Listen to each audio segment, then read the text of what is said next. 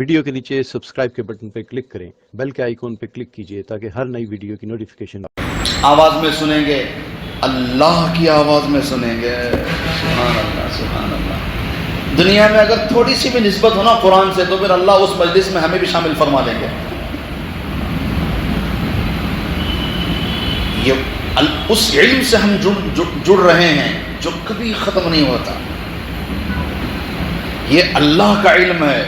جیسے اللہ کو فنا نہیں ویسے اللہ کی کتاب کو بھی فنا نہیں. جیسے اللہ میں کوئی عیب نہیں اللہ کے کلام میں بھی کوئی عیب نہیں.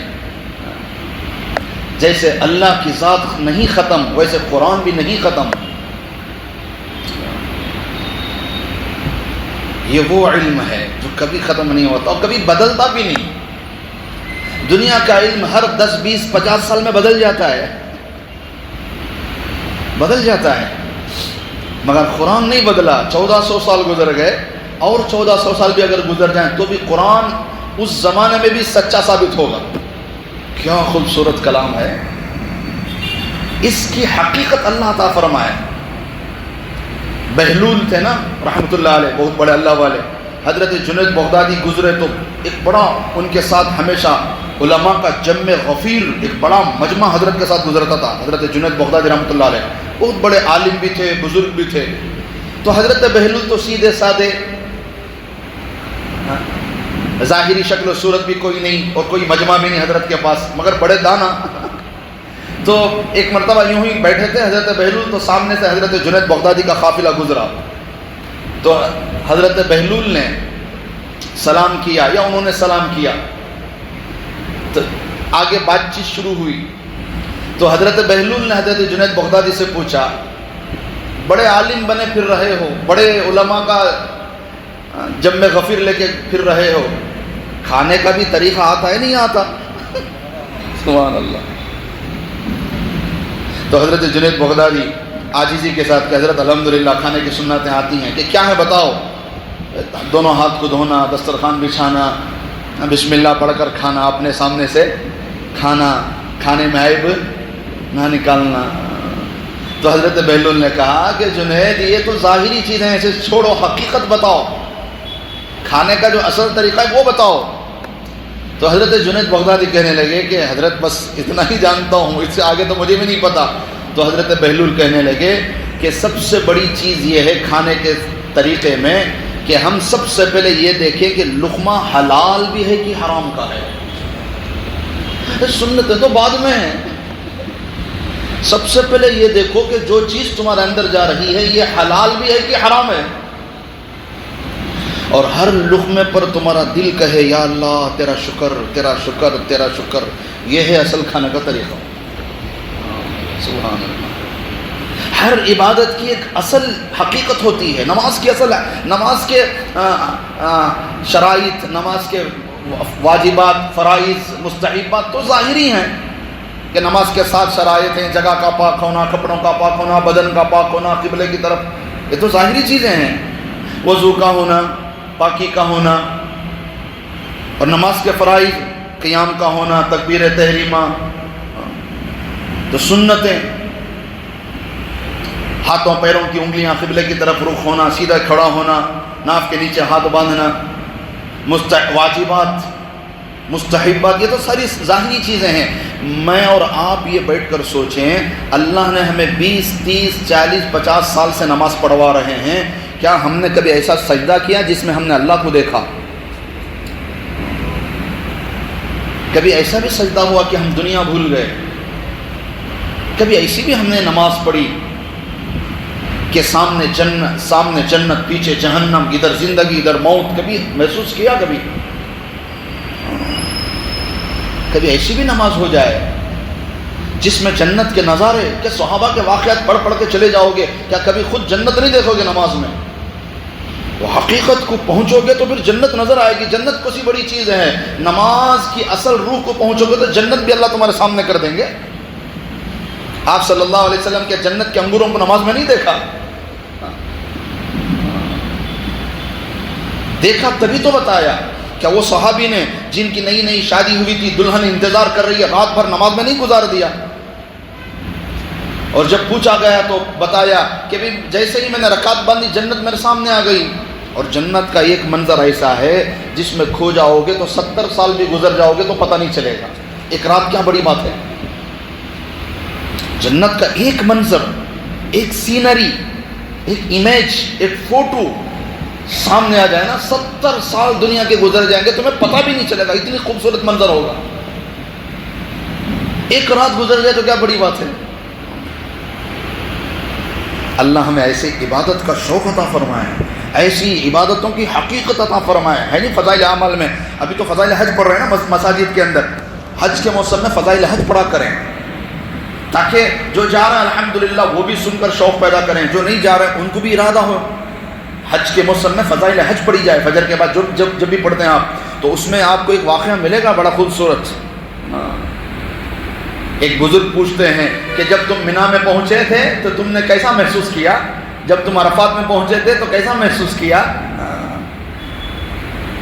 جب تم مزدلفہ میں تھے تو تم نے کیسا محسوس کیا، جب تم حجر اسود کا بوسہ لے رہے تھے تو تم نے کیسا محسوس کیا.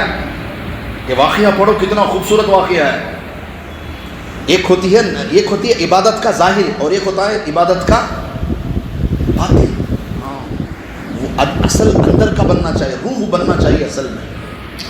ورنہ نمازیں ہم نے 30-40 سال اور پڑھی، 10-20 سال اور پڑھیں گے دنیا سے چلے جائیں گے. اس نماز کا کیا فائدہ. نماز وہ پڑھو نا، پڑھتے پھر نماز میں دل لگ جائے. جب یہ کام کو آپ سالوں سے کر رہے ہیں تو اس میں دل لگ جانا چاہیے، دل لگ جانا چاہیے. سبحان اللہ. اللہ ہم سب کو کثرت تلاوت کی توفیق نصیب فرمائے. اعوذ باللہ من الشیطان الرجیم، بسم اللہ الرحمن الرحیم.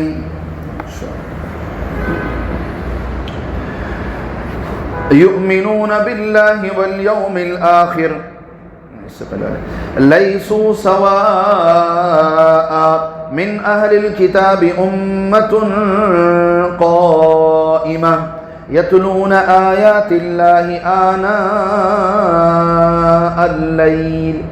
آناء اللیل وهم یسجدون یؤمنون باللہ والیوم الآخر ویأمرون بالمعروف وینہون عن المنکر ویسارعون فی الخیرات وأولئك من الصالحين وما يفعلوا من خير فلن يكفروه والله عليم بالمتقين. صدق اللہ العظیم. ترجمہ. اللہ تبارک و تعالیٰ کا مبارک اور مقدس ارشاد ہے. اللہ پاک فرماتے ہیں یہ سب اہل کتاب برابر نہیں ہو سکتے. ان میں سے ایک جماعت وہ بھی ہے جو قائم ہے اللہ کی آیتیں اوقات شب میں پڑھتے ہیں اور وہ نماز بھی پڑھتے ہیں، اللہ پر اور قیامت پر ایمان لا کر اچھی باتوں کا حکم بری باتوں سے روکتے ہیں اور اچھے کاموں میں آگے بڑھنے کی کوشش کرتے ہیں. اور یہی لوگ ہیں جو صالحین میں سے ہیں. اور یہ لوگ جو نیک کام کریں گے اس سے محروم نہیں کیے جائیں گے، بلکہ اللہ تعالیٰ تو اہل تقوی کو جانتے ہیں. سورہ آل عمران کی یہ آیت نمبر 113، 114 اور 115 ہے. اور پہلی آیت کا خلاصہ کہ سارے یہود و نصارہ برابر نہیں ہیں، اس میں سے جو مسلمان ہو گئے وہ الحمدللہ اپنے مقام کو پہنچ گئے. اور دوسری آیت کا خلاصہ ان کے جو صفات ہیں نا، جنہوں نے اسلام قبول کیا یہود و نصارہ میں سے، ان کے یہ صفات ہیں کہ یہ راتوں کو جاگتے ہیں اللہ کے قرآن کے ساتھ. دوسری صفت یہ سجدے میں گزارتے ہیں، نماز پڑھتے ہیں. تیسرا اللہ پر ایمان، آخرت پر ایمان، اچھی باتوں کا حکم بری باتوں سے روکنا، نیکیوں میں آگے بڑھنا، اور صالحین میں ان کا شمار ہے. اور تیسری آیت کا خلاصہ اللہ فرماتے ہیں جنہوں نے یہ کام کیا اللہ ان کو کبھی ضائع ہونے نہیں دیں گے، اللہ جانتے ہیں. واللہ علیم بالمتقین. میرے عزیزوں، میرے بھائیوں، جنہوں نے آج کے زمانے میں اسلام کو جان کر، پڑھ کر، مطالعہ کر کے، قربانیوں کے بعد، مجاہدے کے بعد جب انہوں نے اسلام قبول کیا تو وہ ہم سے بھی آگے بڑھ گئے. ہم تو پیدائشی مسلمان ہیں. پیدائشی مسلمان ہو کر آج تک ہماری نماز نہ بنی، آج تک ہماری زبانوں سے جھوٹ ختم نہیں ہوا، آج تک غیبت ختم نہیں ہوئی، آج تک نافرمانیاں ختم نہیں ہوئی. ہم پیدائشی مسلمان ہیں, ماں پیٹ مسلمان ہیں, مگر بعض ایسے غیر مسلم ہیں جب انہوں نے اسلام قبول کیا تو ان کی تو پوری دنیا بدل گئی. آج کا مسلمان جو بیرون ملک جاتا ہے, دوسرے ملکوں میں جاتا ہے, تو انگریزوں کی طرح وہ بھی شراب پینے لگتا ہے, وہ بھی خنزیر کھانے لگتا ہے, وہ بھی کلبوں میں ناچنے لگتا ہے. وہاں جب ہماری عورتیں وہاں جاتی ہیں دوسرے ملکوں میں تو ان کو دیکھ کر وہ بھی بے حیا بن جاتی ہیں, وہ بھی آدھے کچے کپڑے پہننا شروع کر دیتی ہیں. تو یہ جو غیر مسلم باہر کے ملکوں کے جب اسلام کے اندر آتے ہیں تو وہ ان کو دیکھ کر پریشان ہوتے ہیں کہ بھی جب ہم شراب پیتے تھے یہودیت میں, عیسائیت میں, جب ہم خنزیر کھاتے تھے, جب ہم زنا کرتے تھے, جب ہماری عورتیں بے حیائی کرتی تھیں, تو یہ لوگ کہتے تھے کہ اسلام میں آ جاؤ. اب اسلام میں آنے کے بعد مسلمان بھی یہی کر رہے ہیں. جب اسلام لانے کے بعد بھی یہی کرنا ہے تو پھر اسلام لانے کی کیا ضرورت ہے؟ نعوذ باللہ. جو باہر ملک میں چلا جاتا ہے وہ بالکل دھیرے دھیرے ان کے نقش قدم پر چلنے لگتے ہیں کہ بھی دیکھو سب ایک ہیں تو پھر ہم بھی ان کے ساتھ چلیں گے. کیا بات ہو گئی؟ مسلمان کو اللہ نے اس لیے تو نہیں پیدا کیا کہ جھوٹوں میں جاؤ گے تو جھوٹے بن جاؤ, بے حیاؤں میں جاؤ گے تو بے حیا بن جاؤ, دھوکے بازوں میں جاؤ گے تو دھوکے باز تم بھی بن جاؤ, غلط تولنے والوں میں جاؤ گے تو تم بھی غلط تولنے والے بن جاؤ, شریروں میں جاؤ گے تو تم بھی شریر بن جاؤ, فسادیوں میں جاؤ گے تو تم بھی نہیں.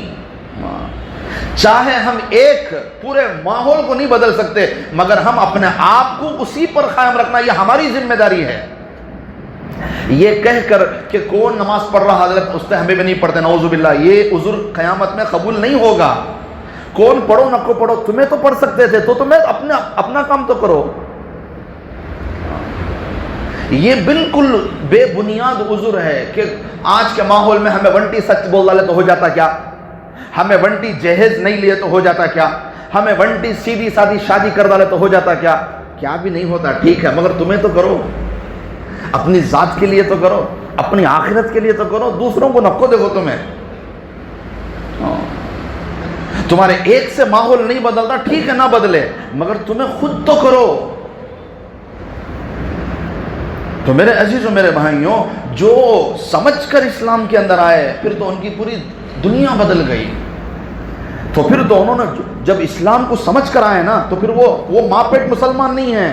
آدھی زندگی ان کی نشے میں, زنا میں اس طرح گزری ہے, مگر جب وہ اسلام میں آئے تو ہم سے آگے نماز میں بڑھ گئے, ہم سے آگے اتنے نکل گئے کہ ان کے خوابوں میں ہمارے پیارے نبی کی زیارت آنے لگی.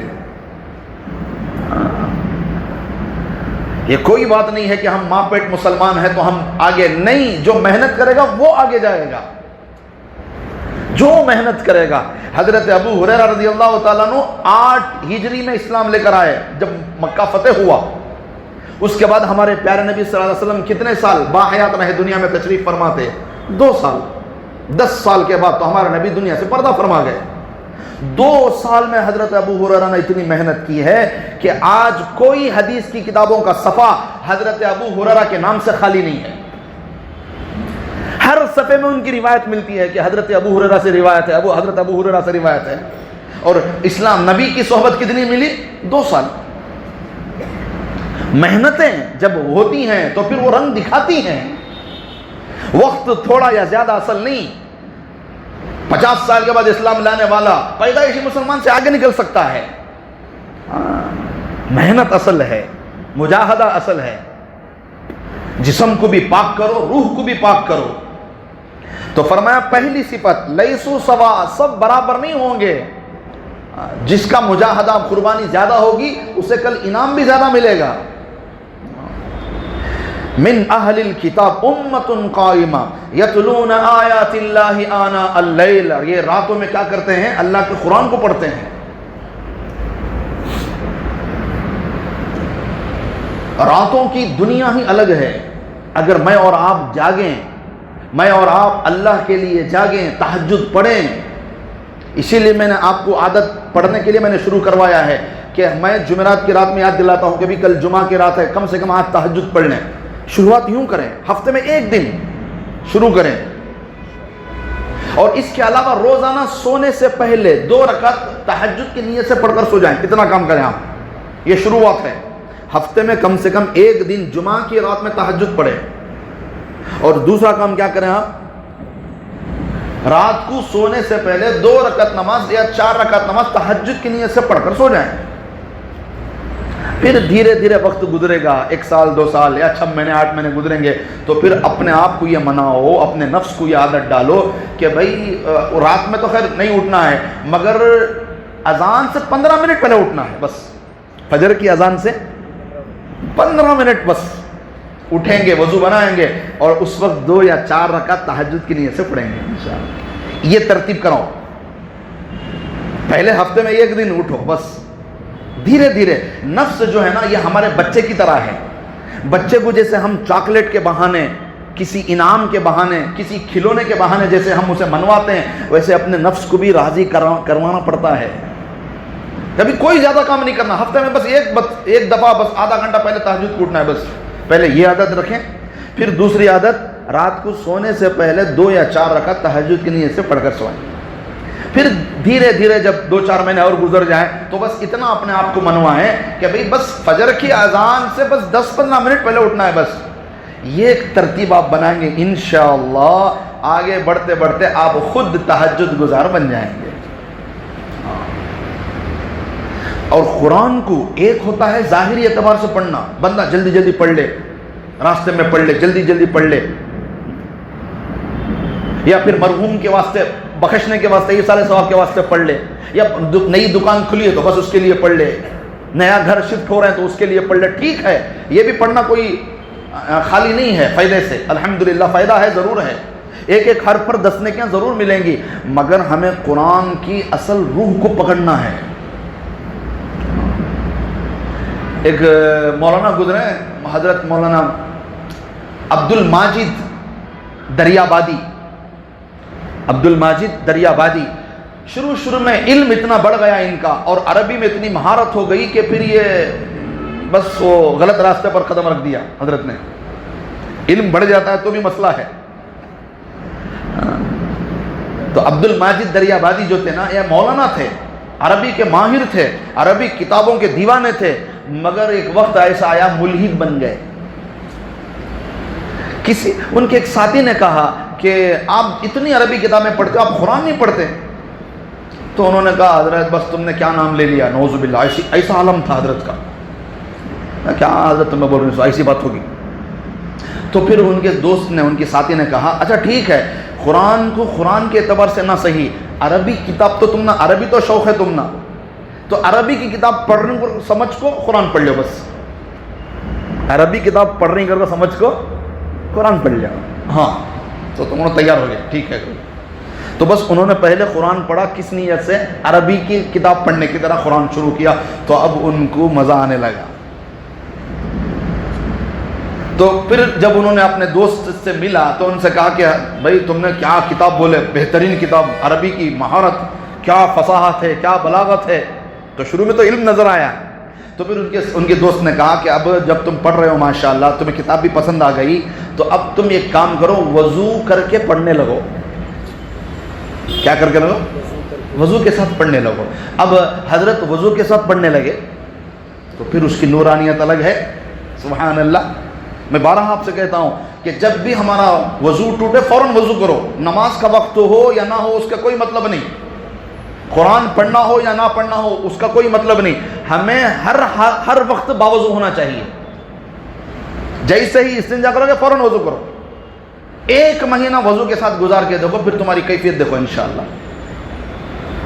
کہ وضو کوئی معمولی چیز نہیں ہے. تو اب وضو کے ساتھ قرآن پڑھنے لگے تو پھر تو اور زیادہ مزہ آنے لگا.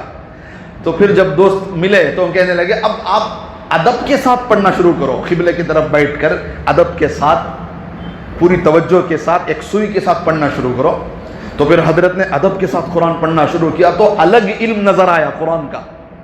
پہلے فصاحت دیکھتے تھے، بلاغت دیکھتے تھے، عربی کا گرامر دیکھتے تھے، اب تو کچھ اور ہی دنیا نظر آ رہی ہے قرآن کے اندر. سبحان اللہ.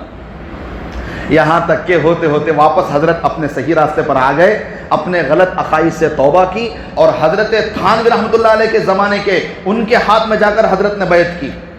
اور ان کا ایک پرچہ نکلتا تھا، الصدقن، بڑا مشہور پرچہ تھا، سچا. صدقن کا مطلب سچا. تو تو اپنے پرچے میں انہوں نے ایک بات لکھی تھی کہ قرآن ایسی کتاب ہے جو تہجد میں قرآن پڑھے گا اللہ اسے بہت سی بیماریوں سے بچا لیتے ہیں۔ تو ایک ہوتا ہے قرآن کو ظاہری اعتبار سے پڑھنا، جب ہم قرآن کو ادب کے ساتھ وضو کے ساتھ پڑھنا شروع کریں گے نا تو پھر الگ علم نظر آئے گا آپ کو، اس کے اندر کا سمندر نظر آئے گا۔ پھر آپ ایک ہے اوپر سے تیرنا، سمندر میں اوپر آپ کنارے میں جاتے ہیں کہیں بھی سمندر میں ڈبکی لگا کے آ جا رہے ہیں، ڈر کو جا کر کون سی لہر آ جاتی ہے کہ کون سی یہ آ جاتے کہ یوں گئے یوں ڈب کو یوں آ گئے یوں گئے یوں پانی ہلک آ گئے۔ ایک ہے ذرہ سامنے جانا اور ایک ہے اندر جانا، گھنٹے درجے میں رہتی نا ماہرہ، وہ یہ لگا لے کو گیس وغیرہ اندر جا کو کیا کیا نہیں ڈھونڈ لگا رہی انہوں، کیا کیا نہیں مل رہا، روزانہ ایک نئی مخلوق کو دیکھ رہی انہوں، روزانہ ایک نئی دولت ان کو سمندر کے اندر سے خزانے مل رہے ہیں آج دنیا والے ہم کو۔ کیا نہیں رہا تو بھی سمندر رہنا، وہ ملک ترقی کرتا ہے کہ تو سارے خزانے سمندر میں ہیں، اور کب پتا چلا؟ جب اندر اترے تب پتا چلا۔ تو یہ تو علم کا سمندر ہے، علم کا سمندر ہے، اس میں اترو گے تو پتا چلے گا، اور ہر شخص کو اپنا اپنا خزانہ اس میں سے نکلے گا انشاءاللہ۔ تو راتوں میں اٹھ کر کیا پڑھنا ہے؟ قرآن پڑھنا ہے۔ سبحان اللہ۔ یہ یتلون آیات اللہ آناء اللیل، راتوں کو اٹھ کر قرآن پڑھو، وہم یسجدون، نماز پڑھو۔ سبحان اللہ۔ ابراہیم خواص رحمۃ اللہ علیہ جو بہت بڑے بزرگ گزرے ہیں، حضرت فرماتے ہیں کہ دل کو تیار کرنے کے لیے 5 دوائیں ہیں، جسم اور روح کو تیار کرنے کے لیے 5 دوائیں ہیں۔ دواء القلب 5، کہ دل کی دوائیں 5 ہیں۔ نمبر 1 تلاوت القرآن مع التدبر، کہ قرآن پڑھنا ہے مگر تدبر کے ساتھ۔ نمبر 2 خلاء البطن عن الحرام والاسراف، اپنے پیٹ کو بچانا ہے حرام سے اور اسراف سے۔ تیسری دوا قیام اللیل، رات کی نماز۔ اور چوتھی دوا البکاء عند السحر، تہجد کے وقت میں اللہ کے سامنے رونا۔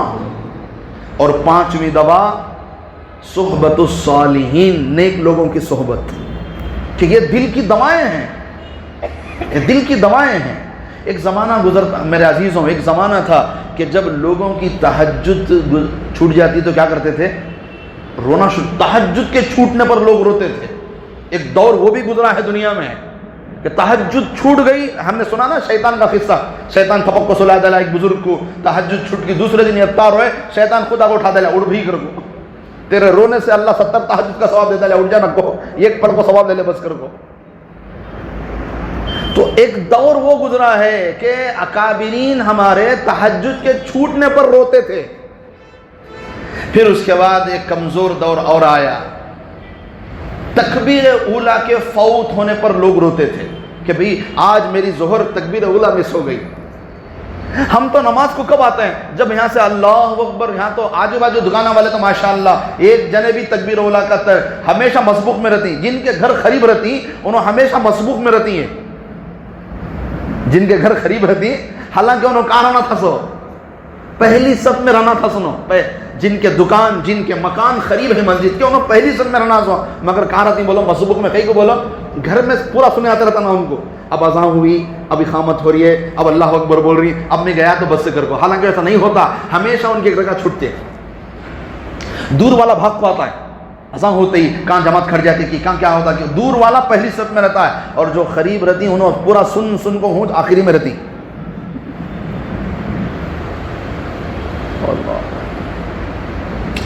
تو دوسرا کمزور دور آیا جس میں تکبیر اولا کے فوت ہونے پر لوگ روتے تھے، آج تو میری ظہر کی تکبیر اولا چھوڑ گئی، عصر کی تکبیر اولا چھوڑ گئی۔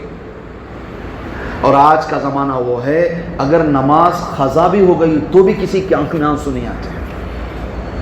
آج اتنا زمانہ گیا گزرا ہے، نمازیں چھوٹ گئی، ظہر چھوٹ گئی کوئی آنسو نہیں، فجر چھوٹ گئی کوئی آنسو نہیں، ایک آنسو سوکھا بھی آدھا بھی خطرہ نہیں نکلتا آنکھوں سے، نماز قضا ہو گئی، فرض نماز۔ آج وہ زمانہ گزر رہا ہے، راتوں میں روزانہ چاہے رمضان ہو گیا غیر رمضان 3 جماعتیں فرشتوں کی اللہ کی طرف سے نکل کر پوری دنیا میں پھیل جاتی ہیں۔ ایک فرشتوں کی جماعت ان بعض لوگوں کو تھپک کر سلاتے ہیں سحری کے وقت میں، تہجد کے وقت میں، کیوں کہ اللہ کو ان کا جاگنا پسند نہیں ہے. یہ رات بھر ناچتے رہے گانے سن کر، شراب پی کر، بے حیائی کے ساتھ، فضول باتوں کے ساتھ رات بھر جاگتے رہے. اس لیے اللہ نے فرمایا ان کو سلا دو، تہجد کے وقت میں ان کا جاگنا مجھے پسند نہیں. تو رات بھر جاگنے والے فضول کاموں میں عین سحری کے وقت میں ان کو نیند آ جاتی ہے کہ وہ فرشتے سلا رہے ہیں، کیونکہ اللہ کو پسند نہیں ان کا جاگنا. دوسرے فرشتوں کی جماعت پوری دنیا میں چل پھر رہی ہے اور وہ بعض لوگوں کو اٹھاتی ہے، اچانک ان کی نیند ہوشیار ہو جاتی ہے تہجد کے وقت میں. کیوں؟ اللہ چاہتے ہیں کہ یہ میرے بندے میرے سامنے کھڑے ہوں تہجد کے وقت میں. سبحان اللہ. مرشد عالم رحمۃ اللہ علیہ بہت بڑے بزرگ گزرے پڑوسی ملک کے، اتنے بڑے اللہ والے، سبحان اللہ. ایک مرتبہ عین مغرب کی نماز کے لیے 10-15 منٹ ہیں، حضرت کو فل تھکان اس دن، 1 سیکنڈ کے لیے بھی حضرت سوئے نہیں تھے. تہجد کو اٹھے تھے اور مغرب تک سوئے نہیں تھے، اور مغرب کی نماز کے لیے 10-15 منٹ ہیں، اور حضرت کو ایسی نیند آ رہی ہے، حضرت برداشت نہیں ہو رہا حضرت کو. تو حضرت نے کہا اپنے خادموں سے کہ بھی تھوڑی دیر تم چلے جاؤ تو میں کمرے میں تھوڑی دیر آرام کر لوں. تو سب نے کہا حضرت 10 منٹ رہ گئے نماز میں، نماز پڑھ لیں پھر آرام کر لیں. تو حضرت نے کہا نہیں، بالکل سنبھالنے نہیں ہو رہا ہے، ہماری زبان میں برداشت نہیں ہو رہا ہے، تم سب باہر چلے جاؤ تھوڑی دیر. تو پھر سب نکل گئے باہر. تو حضرت نے کمرہ بند کیا اور سو گئے. تو اچانک نیند گہری، جب تھکان ہوتی ہے تو فوراً نیند لگ جاتی ہے. تو نیند میں خواب لگا، خواب میں ایک آواز آئی. کیا آئی؟ کہ سلاتے بھی ہم ہیں، جگاتے بھی ہم ہیں. سلاتے بھی ہم ہیں اور جگاتے بھی ہم ہیں. اچانک آنکھیں کھل گئے حضرت کے، اٹھے تو پوری تھکان نکل گئی. گئے وضو کرے حضرت، تیار ہو گئے. فوراً جب باہر نکلے تو انہوں جو باہر نکلے تھے شاکرداں مریداں، اب بھی انہوں چپلاں پہلے کو ہمج کھڑی. حضرت وضو کر لگ باہر نکل گئے. تو انہوں پوچھا کیا حضرت سونے کا ارادہ چھوڑ ڈالے کیا؟ سوئی نہیں کیا؟ آرام نہیں کرے کیا کر کو؟ تو بولے کیوں کیا ہوا؟ 3 منٹ ہوئے سو تمہیں کمرہ بند کر کو. کتنے منٹ ہے؟ 3 منٹ. تو حضرت بولے سبحان اللہ، 3 منٹ میں میری پوری نیند تھا اور تھکان اللہ نے اتارا دی. سونے والوں کو اللہ 3 گھنٹے کی نیند 3 منٹ میں پوری کر دے. تو بعض لوگوں کو اللہ کے فرشتے خود جگاتے ہیں کہ اٹھو، ان کا نماز پڑھنا اللہ کو پسند ہے. اور تیسری جماعت پوری رات میں فرشتوں کی پھیل جاتی ہے، اور اللہ کی طرف سے ان کو آرڈر ہے فرشتوں کو کہ بعض وہ اللہ والے، وہ علماء جو 24 گھنٹے دین کے کام میں لگے ہیں، اللہ بولتی ان کو اٹھاؤ نہ کو، خالی ان کو کروٹ بدلو. اگر ان کا دل چاہے تو اٹھ جان دے، نہیں تو انہوں سون دے. ان کا سونا بھی عبادت ہے. نوم العلماء عبادہ، کہ علماء کا سونا بھی عبادت ہے. انہوں دن بھر اس میں لگو ہی سو اللہ کے کام میں، کوئی درس و تدریس میں، کوئی تصنیف میں، کوئی کتابت میں، کوئی تبلیغ میں، کوئی گشتوں میں، کوئی اس میں، کوئی دن کے کاموں میں لگو. دن 24 گھنٹے ان کو اٹھاؤ کو، خالی کروٹ بدلو. ان کی بشاشت رہی تو اٹھ کو پڑھیں دیں، نہیں تو بھی ان کو ثواب لکھا جا رہا. وہ ہوتا نہیں جو کام کرنے والا آتا ہے، اگر اس کے اوزار منڈ ہو جائیں تو انہیں اوزار کیا کرتا؟ بیٹھ کو ادھر خود تیز کر لیتا ہے. تو کوئی یہ نہیں کہتا کہ انہوں جو اوزار تیز کر رہی یہ ٹائم ویسٹ کر رہی کو نہیں بولتے، کیونکہ اوزار تیز کرنا بھی کام میں شامل ہے. تیز رہا تو اس میں کام ہوتا ہے. تو یہ جو علماء، یہ جو اللہ والے سوتی ہیں اوزار کیا کر رہی سو کیوں؟ تو پھر اٹھ کو پھر وہ کام کرنا سنو. اس لیے ان کا سونا بھی کیا ہے. امام شافعی رحمۃ اللہ علیہ جب حج کر کے مکے سے مدینہ طیبہ، مکہ مکرمہ مدینہ طیبہ، زادہم اللہ شرفا وعزا، اللہ تعالیٰ دونوں ملکوں کی عزت میں، شرافت میں برکت عطا فرمائے، اضافہ فرمائے. تو جب مکے سے یہ فارغ ہو کر مدینہ کے لیے نکلے، اس زمانے میں اونٹ پر سفر 16 دن کا لگتا تھا. کتنے دن کا؟ 16 دن کا. اب تمہیں 4 گھنٹے میں بیٹھ کو مار ڈال رہے ہیں بلٹ ٹرین میں، ضرور کرو. 16 دن لگتے تھے. حضرت امام شافعی کے بارے میں آیا ہے کہ جب مکے سے نکلتے تھے مدینے کو 16 دن لگتے تھے اونٹ پر، نمازوں کے ساتھ، رات میں تھوڑی دیر آرام کے ساتھ 16 دن لگتے تھے. تو حضرت فرماتے یہ 16 دن میں اللہ کا شکر 16 قرآن ہو جاتے تھے.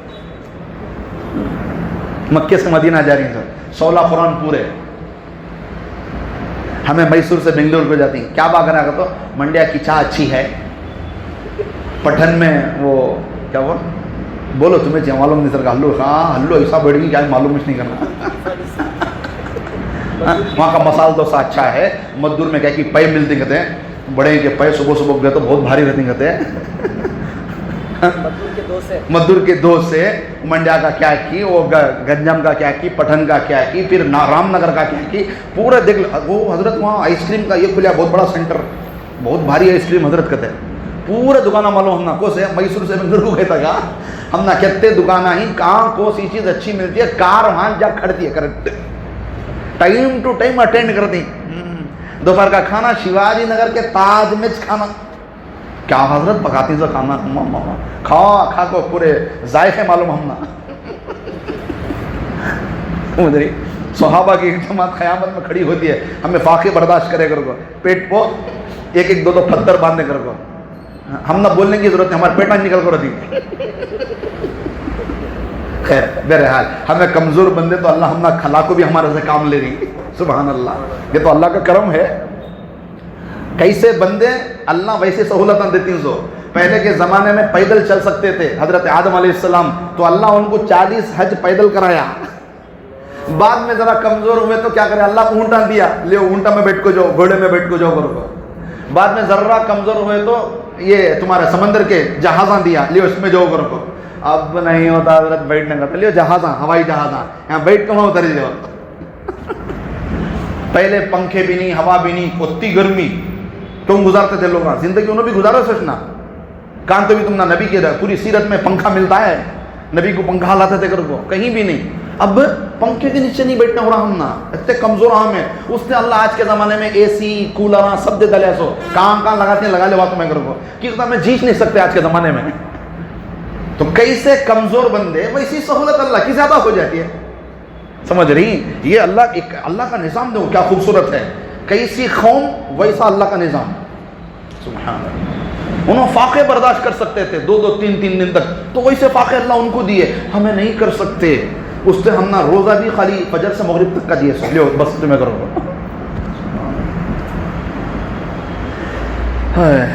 अल्लाहु अकबर हु कबीरा। अल्लाह ताला हम सबको जो रातों में उठना नसीब फरमाए, हाँ मर्दों को भी औरतों को भी नसीब फरमाए, ख़वातीन भी। जब ख़वातीन नेक बनती हैं तो औलादें नेक निकलती हैं। हाँ, हर बड़ी हस्ती के पीछे वालिदा का हाथ होता है, माँ का। औरतों को नेक बनाओ, औरतों को नेक मजलिसों में भेजो, खुद नेक मजलिसों में लेकर जाओ। एक औरत अगर बन जाए पूरा घर बन जाता है इंशाअल्लाह। हमें मर्दों को भी बनना है, औरतों को भी बनाना है, बच्चों को भी बनाना है इंशाअल्लाह। अल्लाह हमें रातों में उठना नसीब फरमाए, आपकी बरकत से अल्लाह मुझे भी नसीब फरमाए। अल्हम्दुलिल्लाह।